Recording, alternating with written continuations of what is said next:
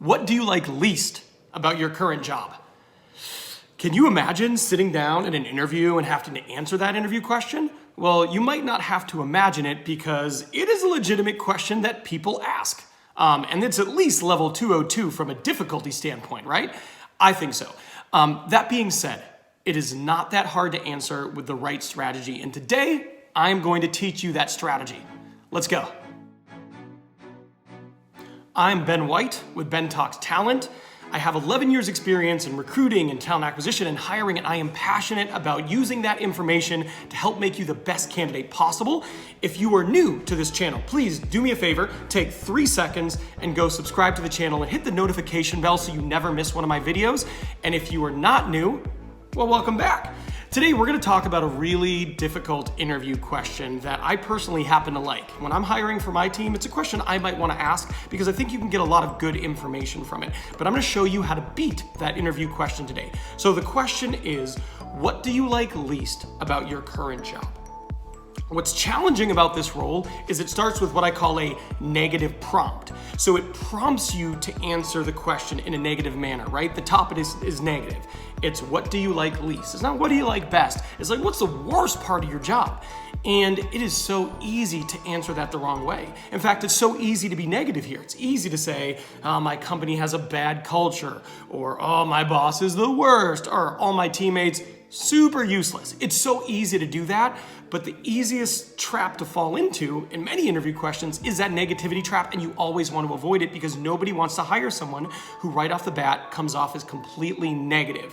It is an indicator that in the future, you are going to be problematic as an employee. So you always want to avoid that. So what is the strategy for answering the question?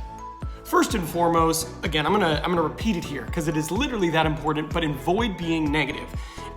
It is the easiest way to lose this interview question. Someone says, Ben, what's the worst part of your job? And you go, honestly, my boss is just the worst. To your future boss, who is then going, man, this person's probably difficult. So no matter what, you need to avoid negativity. The second thing you need to do is you need to be really familiar with the job you're applying to, right? That's important because what you don't want to do is say, oh, my least favorite part of my current job is this task, and that task happens to be very important to your new job.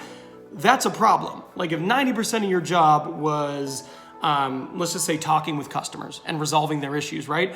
And they ask you this question, you go, oh, well, the thing I hate most about my job is talking to these customers and resolving their stupid issues. Well, that's gonna be a problem. You don't wanna do that. So know the job you're interviewing well, and you have to make sure that whatever it is that you talk about isn't a major component of your new role. That is a problem. It's the second easiest way to lose this question. The third key to answering this question correctly is actually pretty easy.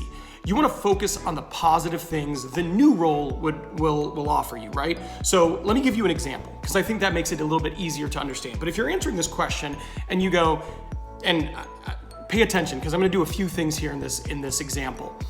But here's how I might start the answer. I really enjoy my current job and my company is great, but the thing that I am missing is blank.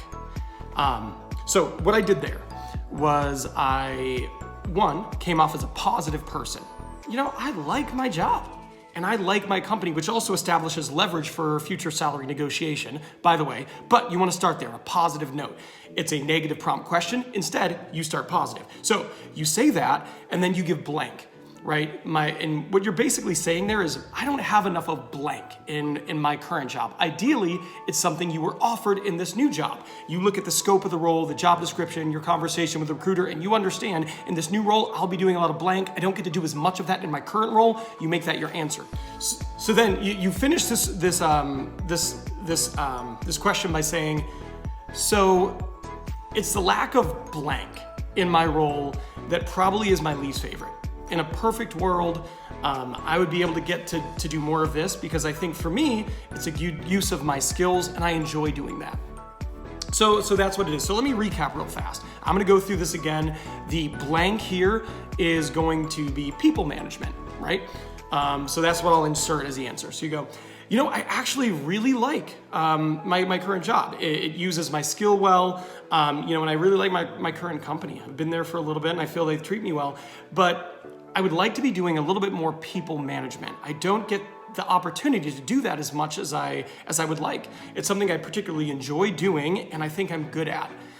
So if I had to pick out anything that I don't like about my current role, it's the lack of people management that I get to do. And there you have it. That's kind of the bulk of what you need to do to successfully answer this interview question. But I got one more thing.